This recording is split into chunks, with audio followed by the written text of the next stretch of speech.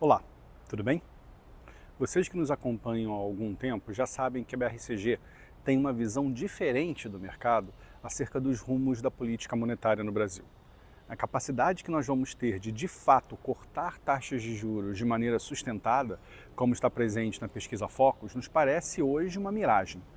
Todos os sinais na economia, em termos de pressão de demanda agregada, em termos de comportamento da inflação, em termos de riscos prospectivos, nos sugerem que a trajetória de juros que chega até 12% lá no fim de 2027 e rompe isso no início de 2028, parece absolutamente inexequível. Se isso ocorrer, a inflação vai andar e a economia vai sair dos trilhos, pelo menos na parte monetária. O que nós fizemos recentemente foi mudar um pouco os parâmetros sobre os quais nós estamos fazendo essa discussão. E deixando claro, de maneira ampla, isso é exatamente o mesmo argumento que temos apresentado há alguns meses. Mas olhando para o curto prazo, nós temos que fazer alguns ajustes, seja em termos da disposição do Banco Central de continuar cortando juros, seja em termos do comportamento da inflação no curto prazo, implicando nos impactos que vamos ver a horizontes mais longos. De início, em 2026, parece relativamente claro do lado da inflação que nós tivemos algumas poucas, mas importantes, surpresas positivas, que fazem com que a inflação projetada no final do ano, que chegou a estar em 5,5% no seu momento mais tenso, agora se aproxime de 5,20 ou 5,10. Nós tivemos algumas surpresas positivas no curto prazo associadas à alimentação, e temos uma coisa mais estrutural, por assim dizer, ou pelo menos mais persistente, do lado dos bens industriais, especialmente no setor automotivo, com a enxurrada de marcas chinesas que invadem a economia brasileira e estão levando a uma redução dos preços de automóveis, sejam usados, sejam novos. Isso a gente não tinha no radar, e isso ajuda sim no comportamento da inflação de bens industriais neste ano. O problema é o seguinte: quando a gente tem uma inflação de 5,20 ou 5,10 no final de 2026, você deveria estar olhando para o balanço de riscos prospectivo com um devido rigor e com certa preocupação. O Banco Central, inclusive, chega a falar isso, ao dizer que o balanço de riscos prospectivo é assimétrico e altista para a inflação. Então repara, a gente tem balanço de riscos assimétrico e altista, a gente tem projeções de inflação medidas pela pesquisa Focus acima da meta de 3%, olhando a horizontes mais longos, seja 2027 e 2028, e elas são crescentes no decorrer de 2026, e a gente tem um cenário em que a economia dá algum sinal, sim, de estabilização do crescimento, mas não desacelera. É muito mais uma moderação do crescimento no patamar que a gente tem visto recentemente do que uma economia que está virando. Projeções do mercado fora da meta, balanço de riscos assimétrico e altista, comportamento da economia que não é uma inflexão econômica, mas sim uma moderação de crescimento. Tudo isso se soma a projeções do próprio Banco Central que lá no horizonte relevante, primeiro trimestre de 2028, não mostram inflação na meta, ainda que esteja só um pouco acima dela. A projeção mais recente, 3,2% no primeiro trimestre de 2028, usando a estrutura de juros do mercado. Tudo isso deveria conspirar para que o Banco Central tivesse pelo menos um pouco mais de desconforto em manter a sua trajetória de cortes de juros. Mas não é isso que a gente tem visto na comunicação oficial. Todas as comunicações, as manifestações recentes da autoridade monetária sugerem bastante conforto com a manutenção da trajetória, dessa estratégia de corte de juro. E a gente vê isso de maneira muito clara, não somente para a reunião de setembro do Copom, como eventualmente até para a reunião de novembro. O que deveria estar gerando desconforto na autoridade monetária, não está. Então, se a gente pensa desse jeito, por que o Banco Central pararia de cortar juros? Nós revisamos, portanto, o nosso cenário de 2026 para uma Selic terminal de 13,5%. Anteriormente, ela era 14%. E, pensando com o devido rigor, hoje, se eu tivesse que apostar com a informação que eu tenho e avaliando como o Banco Central vê o cenário, na reunião de dezembro, ele fica parado ou ele corta? Eu acho que a gente podia buscar mais um corte adicional, chegando a uma terminal de 13,25%. Mas hoje, por enquanto, 13,5%.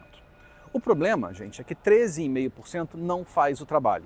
E se a gente coloca esse nível de Selic parado até o fim do horizonte relevante no nosso modelo de projeção, o que a gente vê é que a inflação nunca mais consegue voltar consistentemente para dentro do regime, ou seja, ela não consegue ficar consistentemente abaixo de 4,5%.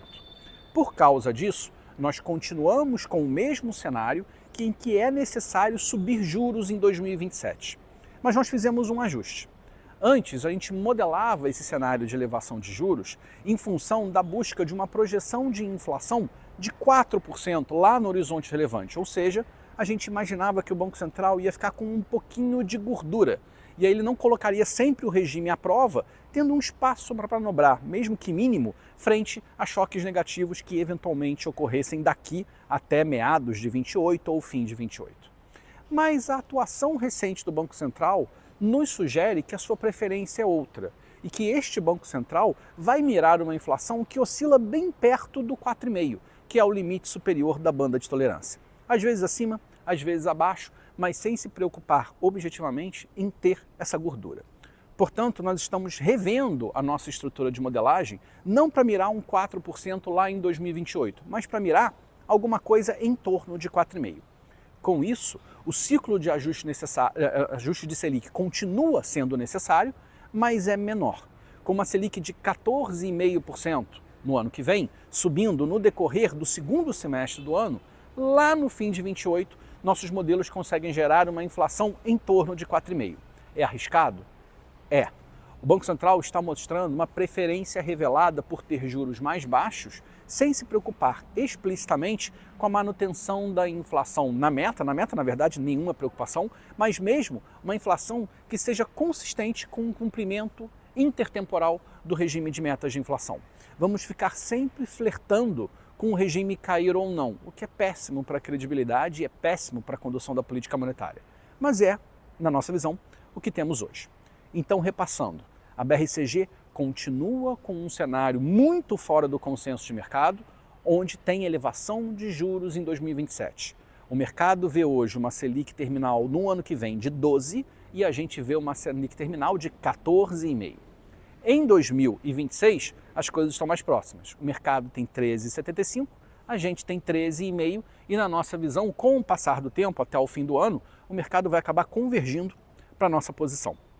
A grande diferença está no que é necessário para colocar o regime minimamente nos trilhos.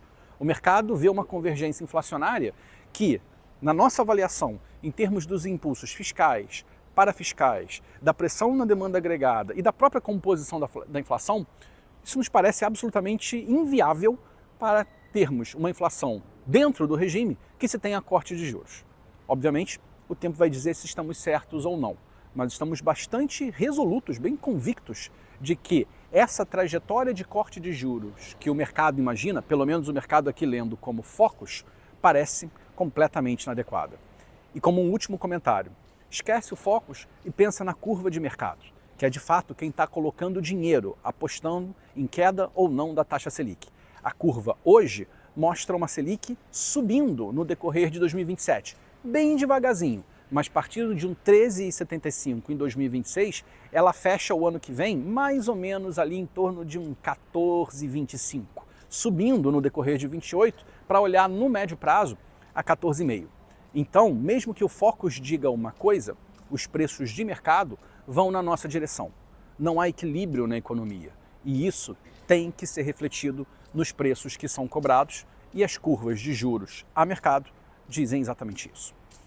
Se você gostou desse vídeo, por favor, nos acompanhe e se inscreva no nosso canal para ver todos os conteúdos que a BRCG disponibiliza nas redes. Muito obrigado e até a próxima.